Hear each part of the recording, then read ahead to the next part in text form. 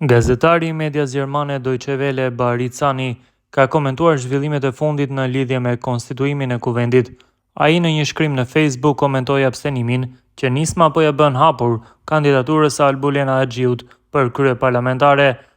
Pse po abstenon Nisma? Të gjitha partitë, pozitë dhe opozit, minoritetet dhe serb, ndoshta edhe mund të kuptohen, ndonse me siguri jo edhe të pëlqejnë edhe të arsyetohen, por nuk mund të kuptohet sjellja e 3 deputetëve të Nismës të prirë nga Fatmir Limaj.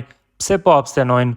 Sjellja e vetëvendosjes ndoshta edhe mund të kuptohet, sepse nuk do të heqë dorë nga gruaja me votuar në zgjedhje dhe nuk do t'i nënshtrohet kërkesave të partive të tjera.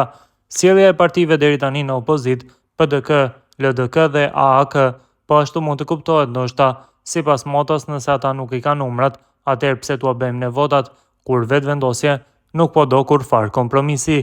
Të kuptueshme janë madje edhe votat kundër të deputetëve Duda Balje dhe Adem Hoxha, sepse janë të pakënaqur dhe të dëshpëruar.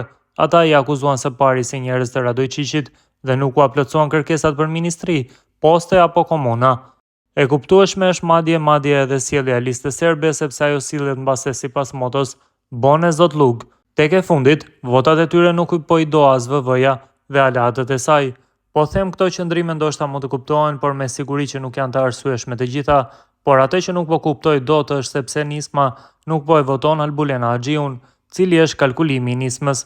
A nuk e tha vetë Fatmir Limaj se është i gatshëm që të bashkëpunojë me të gjithë, pra edhe me zotin Kurti, për hir të interesave nacionale, apo interesat nacionale akoma nuk janë përputhur me interesat personale, apo kanë edhe ata diçka kundër Albulena Haxhiut, apo po pret se mos eventualisht LDK, PDK dhe AAK po i bëjnë numrat për qeveri dhe të bashkangjitet atyre në mbrojtjen e interesave nacionale.